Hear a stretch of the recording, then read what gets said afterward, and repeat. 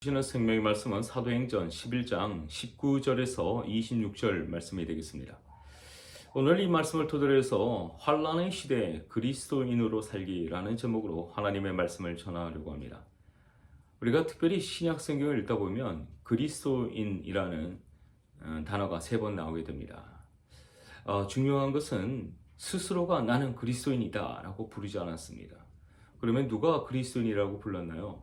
이방인들, 또 믿지 않는 사람들이 너는 크리스천, you are Christian, 너는 그리스도인이다 라고 불렀다라고 하는 사실입니다. 그리스도인이 살았던 이 시대적 상황을 보면 어떠했을까요? 특별히 한 단어로 표현해 본다면 박해가 심했다. 박해가 엄청났다 라고 하는 사실입니다. 예수 그리스도를 믿는다는 것 때문에 엄청난 박해가 그 시대에 일어났습니다. 그래서 예수를 믿는다는 것 때문에 박해를 받는 사람들이 많아지다 보니까 어떻게 되었을까요? 오늘 본문 20절에 보면 그 중에 라는 단어가 등장합니다. 그러니까 예수를 믿었다가 박해가 심하니까 잠시 쉬는 사람도 있었습니다. 박해가 엄청나다 보니까 잠시 믿음을 접었던 사람들도 있습니다. 또 박해가 심하다 보니까 무섭고 두려워오고 하다 보니까 스스로가 쉬쉬하면서 살았던 사람도 있습니다. 하지만 그 중에 여전히 박해가 심했지만 그럼에도 불구하고 그리스도를 신뢰하고 그리스도를 온전히 믿었던 사람들이 있었다라고 하는 사실입니다. 박해가 있다 보면 얼마나 두려울까요? 얼마나 무서울까요?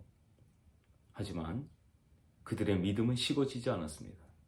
그들의 무거운 믿음은 뜨거웠습니다. 그들의 시선은 세상의 환난과 박해에 마음을 빼앗기지 않았습니다. 그런 환난과 박해 속에서도 그들의 초점은 오직 그리스도께 향했다라고 하는 사실입니다.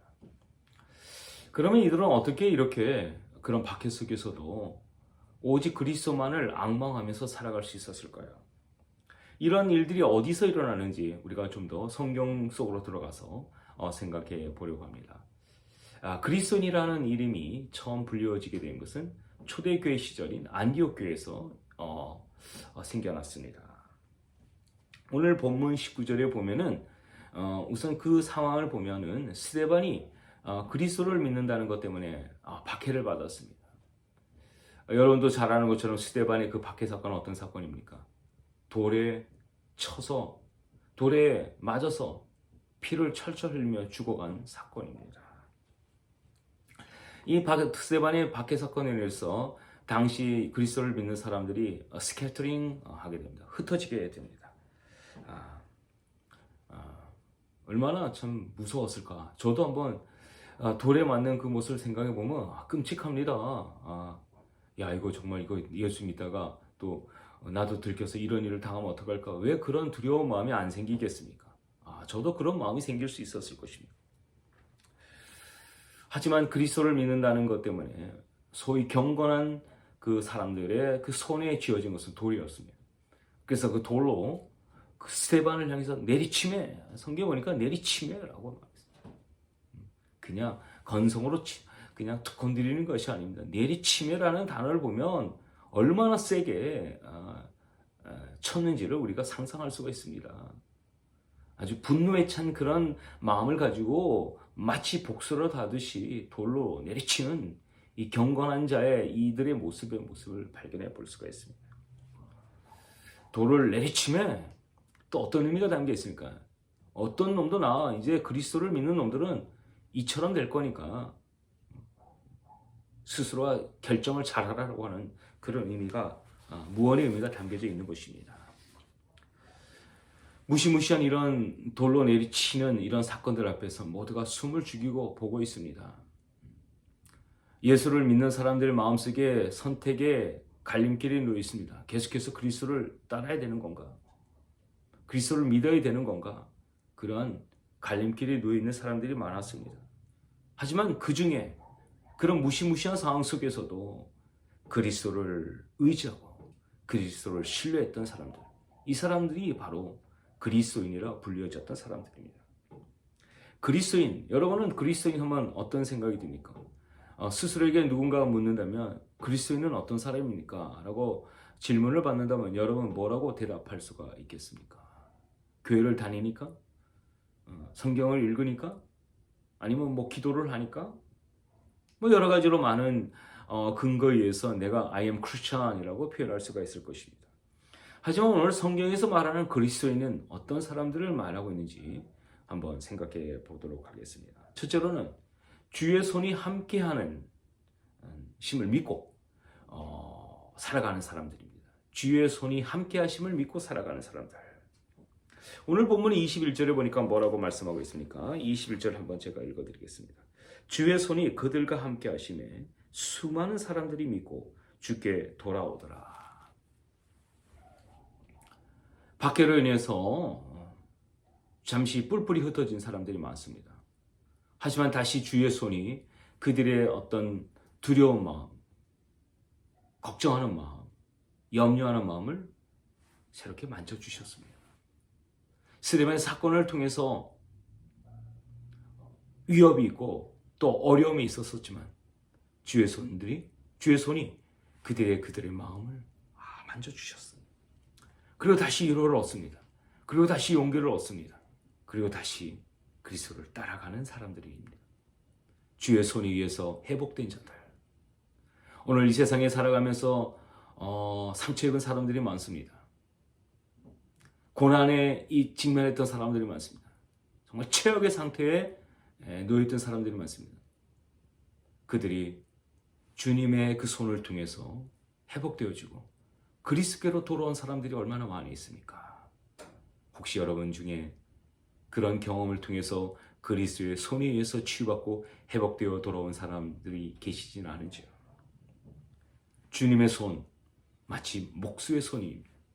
목수의 손에 쥐어지는 건 뭡니까? 점입니다. 칼입니다. 망치입니다. 다양한 도구들이 하나의 작품을 만들기 위해서는 목수의 손에 의해서 만져지고 또 다듬어질 때 멋진 걸작품이 되는 것입니다. 여러분이 잘 아는 사도 바울은 어떤 사람입니까? 그도 그리스도를 믿는다는 것 때문에 많은 사람을 박해에 앞장섰던 사람입니다. 하지만 그리스도의 손이 그의 그 마음을 만져주셨을 때 그가 회복되어졌던 것을 볼 수가 있습니다. 예수님을 만나고 난 후에 보면 그 과정들을 보면은 사도행전 특별히 13장 11절에 보면 이런 말씀이 있습니다. 주의 손이 내 위에 있으니 내가 맹인이 되어. 주의 손은 한 사람을 만들어가는 입장에서 이런 결과를 초래하기도 하고 저런 일들을 만들어내시기도 하십니다. 한 사람의 온전한 그리스도인으로 만들어가기 위해서 하나님은 우리 예수님은 때때로는 그의 손을 통해서 맹인도 되게 하십니다. 어려움에 처하게 하기도 하십니다. 그 순간만 보면은 오해할 수가 있습니다. 하나님 나를 왜 이렇게 만드십니까? 하지만 전체적인 하나님의 그 계획의 시선에서 본다면 그 한순간에 어떤 주님의 그 손에 다루심은 결코 그를 공경에 빠뜨리게 한 것이 아닐 것입니다. 그를 좀 더 나은 보다 성숙한 그리스도인으로 만들어가기 위한 하나님의 과정임을 우리가 깨닫게 됩니다. 주님의 손길이 닿았던 곳에 나사로가 다시 살아났던 것을 보게 됩니다. 주님의 손이 나를 만져주셨음을 믿고 살아가고 계십니까? 너무나 삶이 힘들었을 때 많았을 것입니다.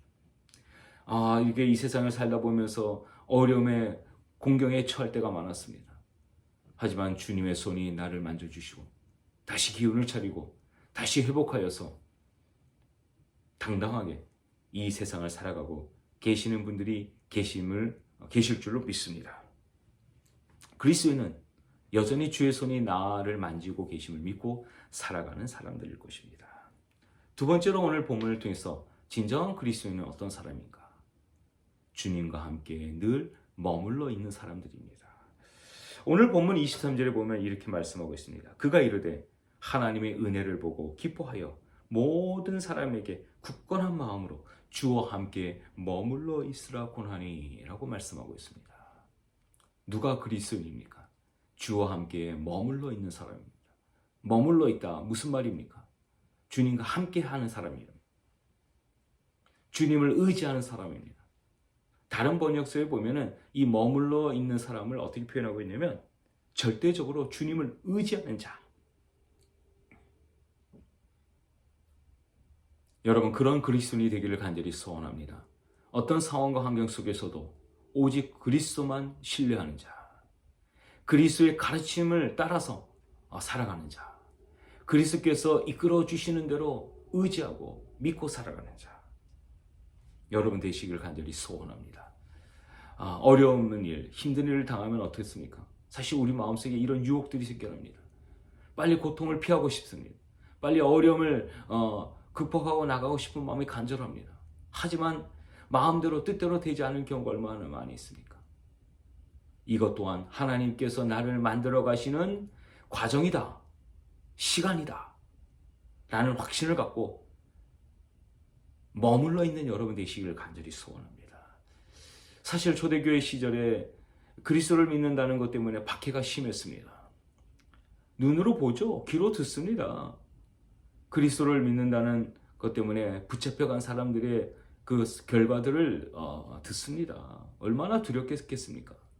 그럼에도 불구하고 끝까지 주님께 의지하는 자, 주님께 머물러 있는 자, 이들이 바로 그리스도인이었다라고 하는 사실입니다. 특별히 이방인들 믿지 않는 사람들이 You are Christian이라고 불렀을 때는 그들도 많이 보았을 것입니다.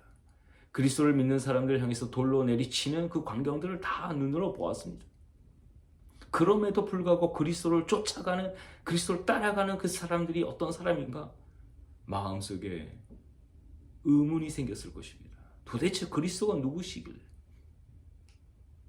그들이 가졌던 그런 마음들이 현실적으로 그리스도인이라고 불려진 사람들을 통해서 예수가 저런 분이시구나, 그리스도가 저런 분이시구나 라고 하는 것을 깨달았을 것입니다. 마지막입니다. 누가 그리스도인입니까? 늘 배우는 사람입니다. 오늘 본문 26절에 보니까 가르쳤고 라는 단어가 나옵니다. 박해 속에서도 이 그리스도인들은 늘 배우는 사람들이었습니다. 사도 바울을 통해서 바나바를 통해서 배웠습니다. 그들은 그저 적당하게 배우지 않았습니다. 그들은 그저 수박 겉핥기식의 배움이 아니었습니다. 철저하게 배우는 자들이었습니다. 늘 이들의 마음속에는 부족하고 목말라하는 그런 정말 알고 싶어하는 그런 마음이 간절했던 사람들. 어떻게 보면 좀 헝그리 정신, 스피리추얼 헝그리 정신, 영적으로 배고파하는 마음들입니다. 영적으로도 풍성한 양식을 먹고 살겠다라고 하는 그런 간절한 거룩한 욕망을 가지고 살았던 사람들. 이들은 그저 조금 알고 많이 아는 것처럼 그렇게 살지 않았습니다. 그들은 늘 하나라도 더 배워서 더 하나님의 뜻대로 그리스도의 가르침을 따라서 살겠다라고 하는 그런 각오와 결단을 가지고 있었던 사람들입니다. 안디옥에서, 특별히 안디옥 교회에서 그 You are Christian이라는 그리스도인이라 불려졌다는 것은 절대 우연이 아닙니다. 여러 가지로 열악한 환경, 특별히 환란의 시대 속에서도 끝까지 하나님의 손에 의해서 치유받았던 사람들입니다. 끝까지 고난 속에서도 주께 의지하며 머물러 있었던 사람들입니다. 끝까지 말씀을 통해서 배우면서 살았던 사람들입니다. 다시 한번 스스로에게 질문해 보십시오. Are you a Christian? 나는 그리스도인인가? 나는 너무 가짜로 그리스도인 행세를 하며 살아오지 않았는지 스스로에게 질문해 보아야 할 것입니다. 이제 우리 모두 진짜 그리스도인이 되기를 간절히 소원합니다. 특별히 코로나 팬데믹 시대로 우리가 지금 살아가고 있습니다. 이 시대 속에 진짜 그리스도인들의 삶이 두드러져야 할 때입니다. 진짜 그리스도를 제대로 믿고 그리스도의 손에 의해서 회복된 자, 그리스도께 머물러 있는 자, 그리스도의 가르침을 통해서 이제 우리가 이 세상에서 빛과 소금의 역할을 감당하며 살아가야 될 때입니다. 그래서 믿지 않는 사람들,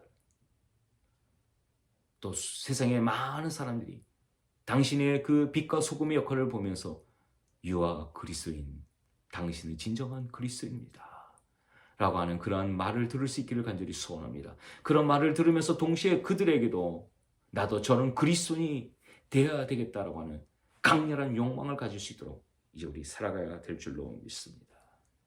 사랑하는 성도 여러분, 코로나 19으로 인해서 얼마나 힘들게 살아가고 계십니까? 이런 가운데 속에서도 여전히 살아계신 주님, 여전히 나와 함께 하시는 하나님을 의지하면서 그분을 통해서 위로받고 다시 기운을 회복하고 진정한 그리스도인으로 살아가는 여러분 될 수 있기를 간절히 축복합니다.